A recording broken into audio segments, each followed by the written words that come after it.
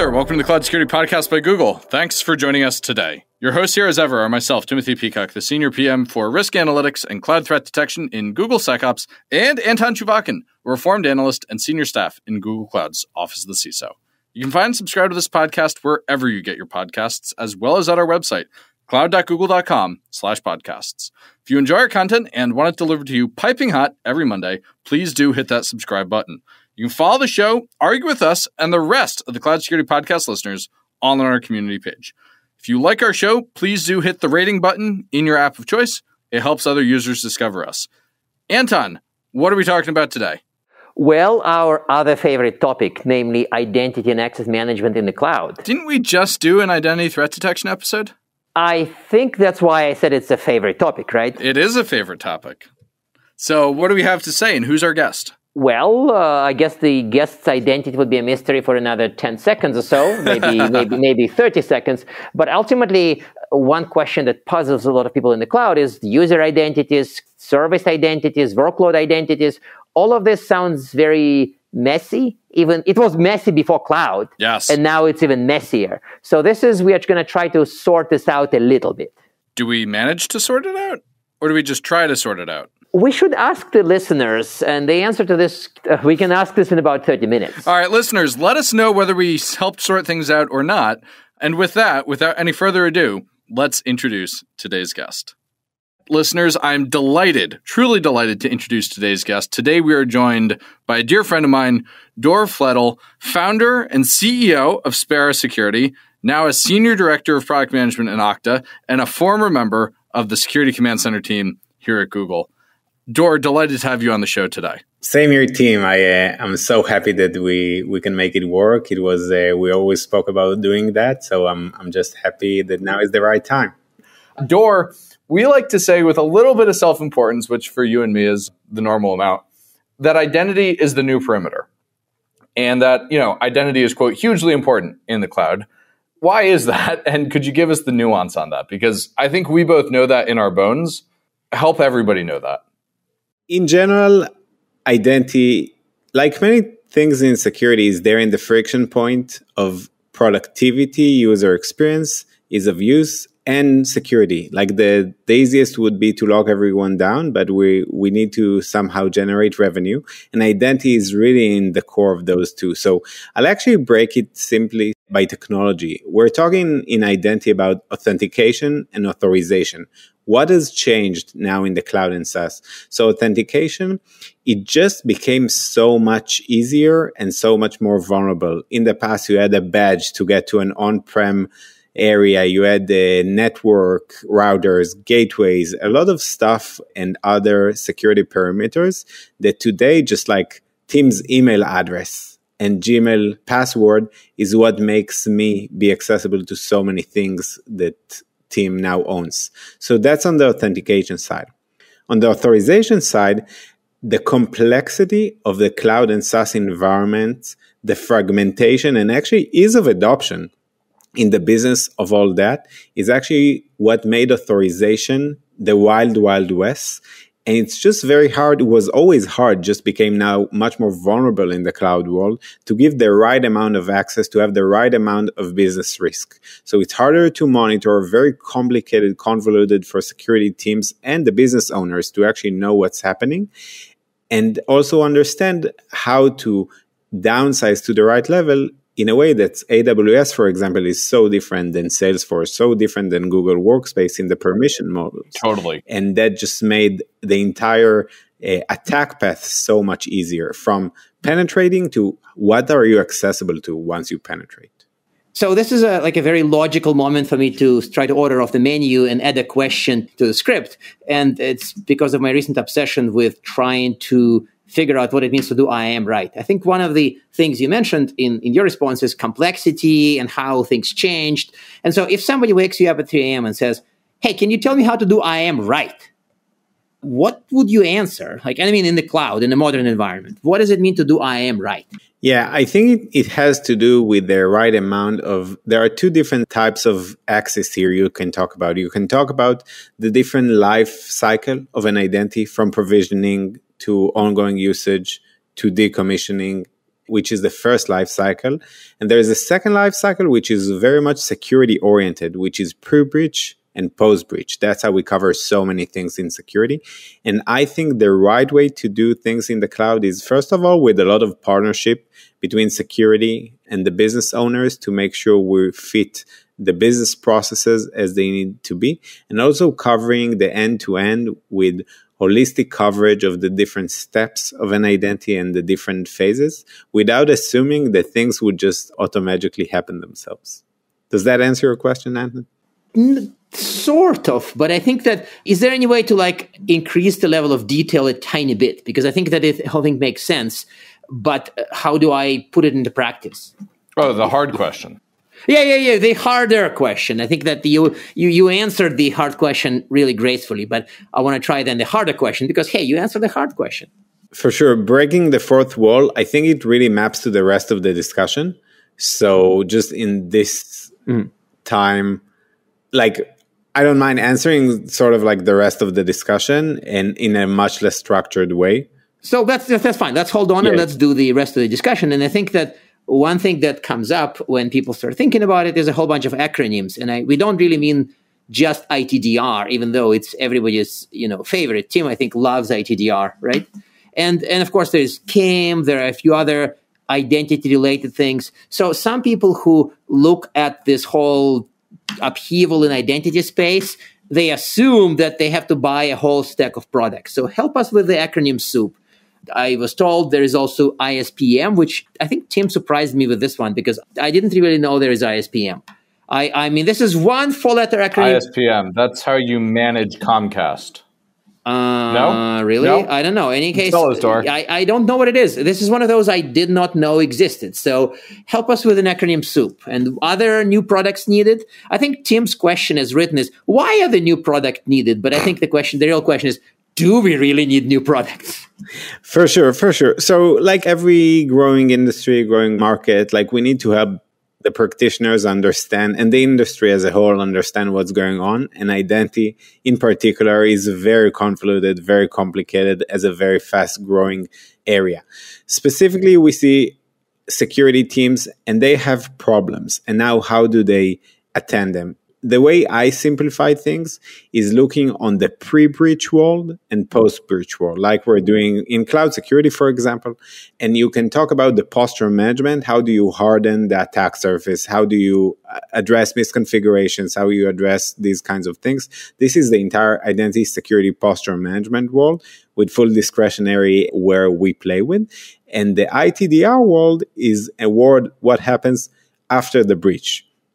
Today, most organizations we speak to are doing self-correlations on the fly, reinventing the wheel in the SIEM.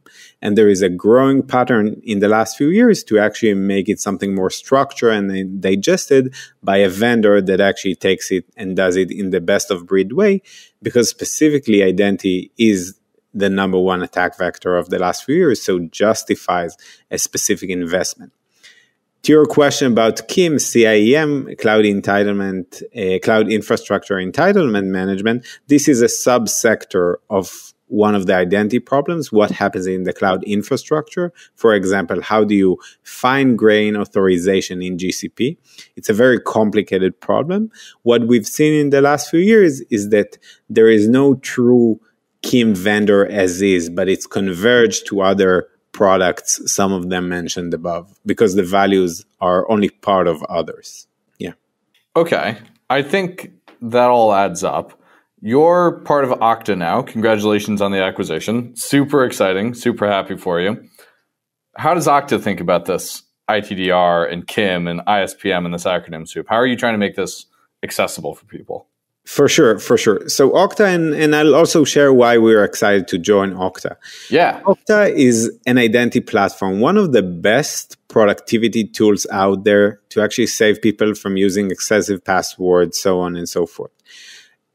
Over the years where Okta evolved, the market is evolved as well. You can just see all the breaches that happened.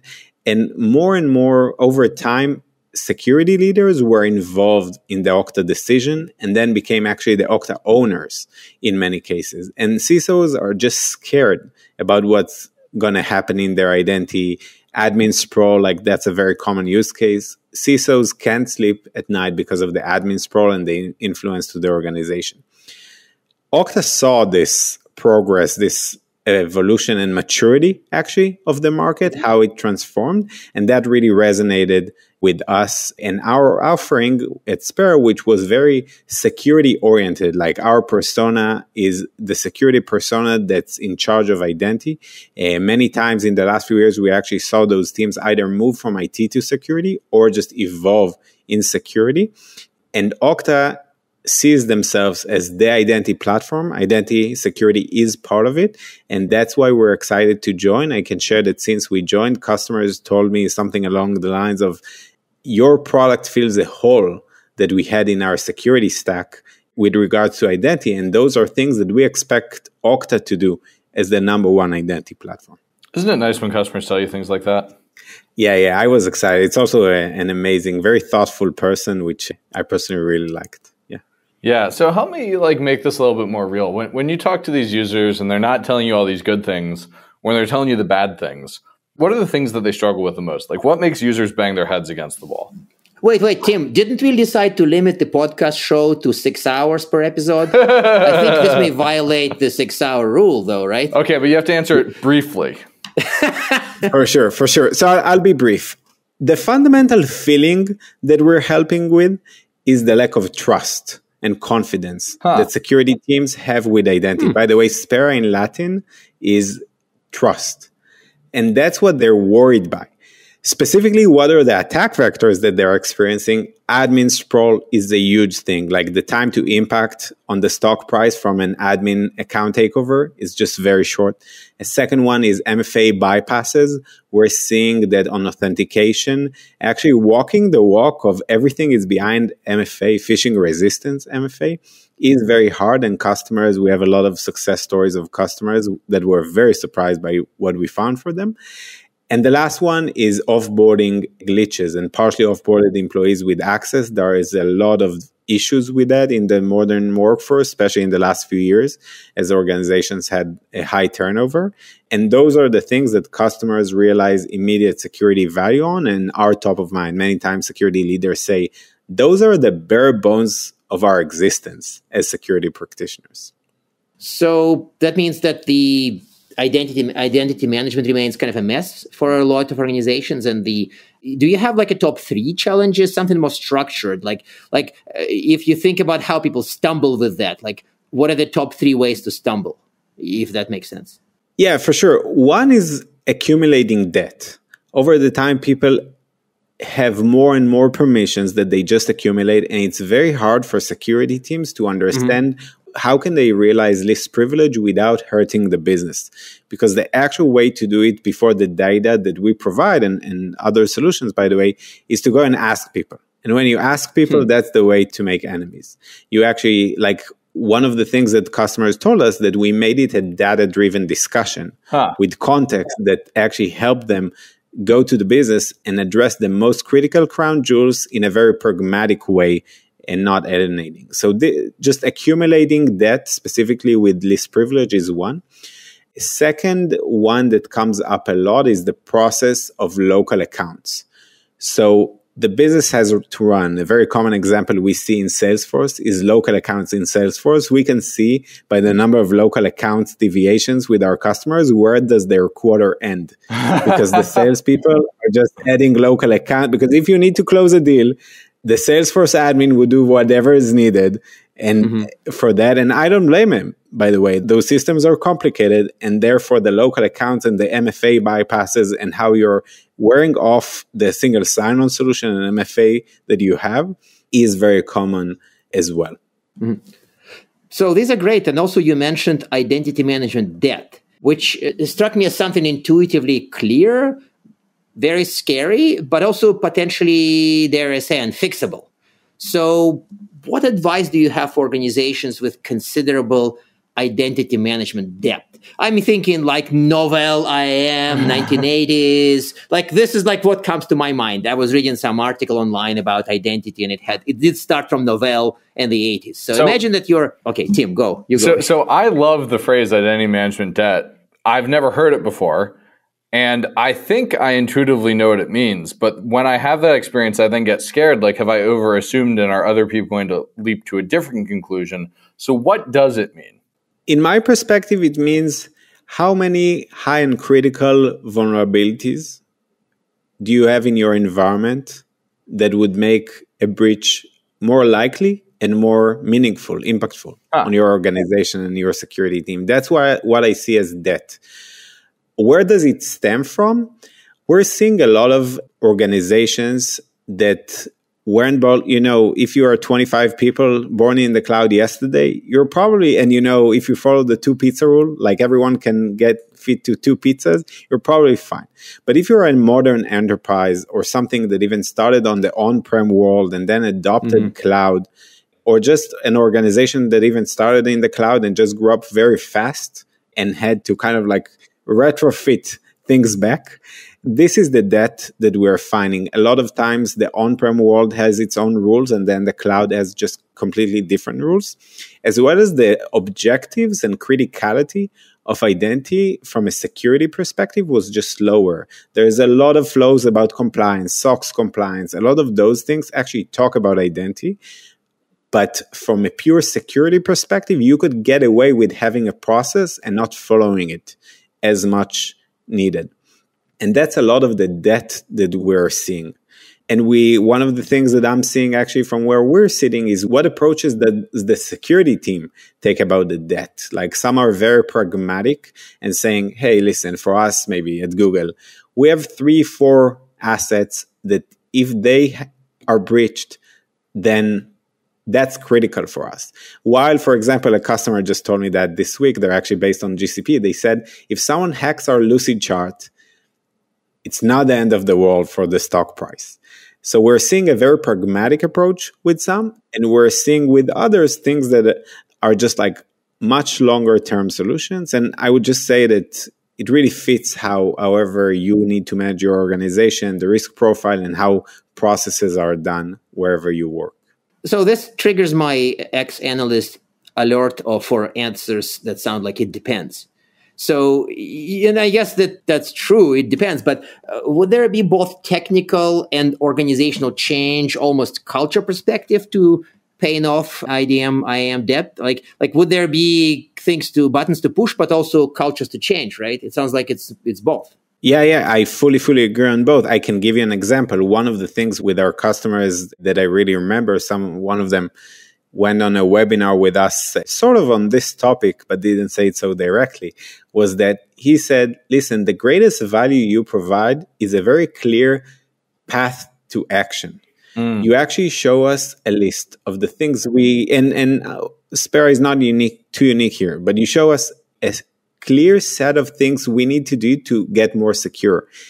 In how identity has an accumulated debt, that there are a lot of people who came up from more traditional areas in the world, and it's split between security and IT, who very often manage the day-to-day of identity, as well as with business owners, because, for example, GCP or Salesforce.com are not managed in IT as is.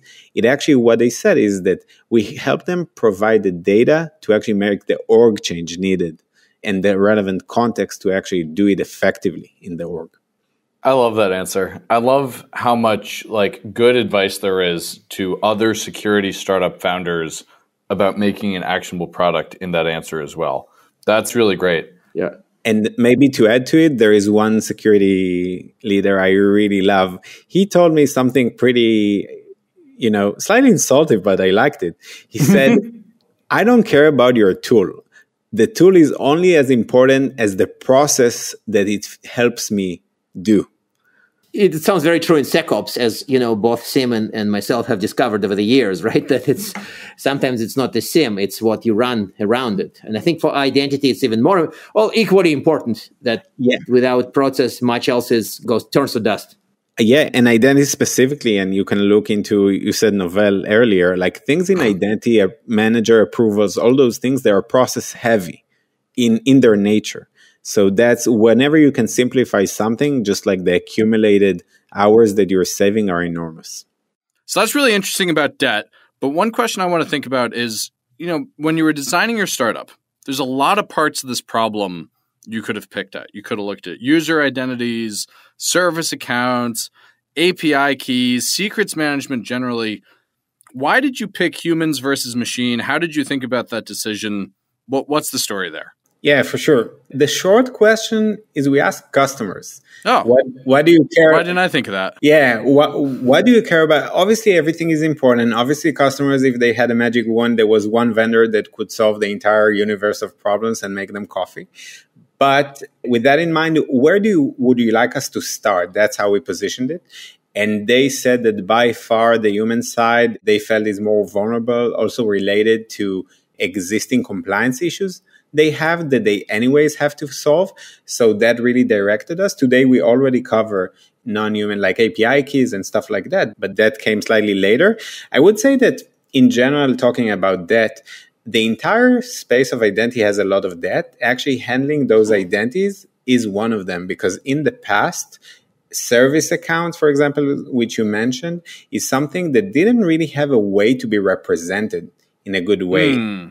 Identity providers. So many times when we connect to customers, we see something like Office 365 Jira migration at google.com or something similar, which actually shows that there is some intermingle between the types of accounts. So anyways, to solve a problem, you need to cover both. So wait a second. So this is like a depressing thought of the day. Not only there are machine accounts and human accounts, there are also accounts which sort of like mixed nature. It's like Exactly. And even to the simplistic way, think about a help desk. Many times they have like help desk admin 1. It's not the same Anton always. There are multiple people across the globe that are stationed with this account. So actually it's not doing MFA for those accounts is really complicated. So that's why on top of the operational problem, you have a security problem that comes with it. That's really interesting. And also you mentioned monitoring very briefly. And I think it's one of those, I'm nervous if this is one of those throwaway comments like, hey, you should do the monitoring. So is there anything practical as far as how to monitor it? Because sometimes, it's monitoring definitely wins the easiest said than done prize in many cases. Yeah. So a big thing of what we and other players in the field are doing is actually providing teams the information. Because today, even gathering, like you can't protect what you can't see, even showing them the information with the right context, with the right deviation and right action items is what really helps them with the monitoring task. Because if you ask tomorrow, a first layer question, which is, team, how many API keys do you have in your GitHub repository? And the second order question, which is, how many risky API keys do you have in your environment? Both currently don't really have an answer for the most part. Monitoring is one of those things that former PM, the manager of mine, Trey Stoshi, would call like apple pie product management. It's the kind of thing that sounds great. Nobody's ever going to disagree with it. But is it actually that interesting? And I think here, it sounds like it might be apple pie, but it's also super necessary and hard to get right. So it's maybe more like a rhubarb pie, which is hard to get right, to stretch his metaphor. Anton, you better ask a question before I talk about pies all day. Yeah, well, I can use some pie too. So it's we all could. I think we are starting to pretty much go through most of the planned questions, but I think I want to ask one that's kind of out of the left field. It's not about identities, but it's about your founding experience. So I take it you now live on the tropical island that you purchased from your acquisition money, but can you perhaps tell more people what was your journey from 0 to 1 as a founder? And then how did you what was the journey to acquisition? Yeah, for sure. So I can speak as a person who had a pretty extensive cyber... He's not arguing with the tropical island. No, he's not. Point, he's confirming. No, I didn't know what to say. Tim knows a joke about some things that happened since, positive or positive. But I think where I'm coming from is I'm coming from more like the technical founders side. And I think maybe the best tip I can give, and I think it's relevant for everyone who's starting even a new product within a company. My personal take is that currently security teams are overworked and everything can explode in their face. So for them to go and actually adopt something new, they don't need it to be marginally better. They need it to be 10x better. And in general, I think one of the things that what I learned that surprised me, at least in the beginning, or wasn't trivial, is that since there are so many things that security teams can address, the list of priorities is a bit ambiguous, and it also ties to ROI for their time. Because actually, if problem number 2 is solvable, then they would go for problem number 2 and not only problem number 1, because tomorrow there might be a breach of a new attack path, and then problem 2 becomes problem 1. So they're all so fluid. I think we can say what's top 10, but within the top 10, actually the order of priorities, in my perspective, really ties to ROI. And if you have an idea or a solution that 10x better, then you're on the right track. Because in security, there are so many micro problems that could be solved. We spoke in this chat about like 5 at least. Yeah. So yeah. 10x better is stuck in my head as a really good rule, and I've heard it before, and it actually makes total sense to me. But you also, I think that's one of the 2 tests. And the 2 tests is the problem is significant enough. Because you do have people who show up with a 50x improvement for a problem that ultimately people won't pay for to have solved. Yeah. It is genuinely that much better. But if it's unsolved, it's also kind of fine. Yeah. So that test needs to apply, right? Yeah, because they can settle and name your favorite security vendor. They can settle for something else that's good enough in many, many cases. And they would settle. Depends on just what problems. I think that is very astute advice. I really like that. And I've loved this whole conversation, but I hate to do the thing I have to do, which is ask our traditional closing questions. First, do you have a tip to help people with their identity security posture? And 2, do you have recommended reading? Because we hate to leave our listeners empty-handed. We think people should read. Reading is good. So what do you got? Yeah, for sure. So first tip for identity security, I personally believe in everything I do in life in focus and repeatability. That's what I believe in. What was that? Could you say that again? Focus and repeatability. Good. I got you to repeat it. Yeah. So, and I said the same thing twice. So focus and repeatability, that's one of the things we brought to the market. That's one of the things that you're doing in many other fields. So whenever you feel like you reinvent the wheel and you're too broad, that's where I take a second look.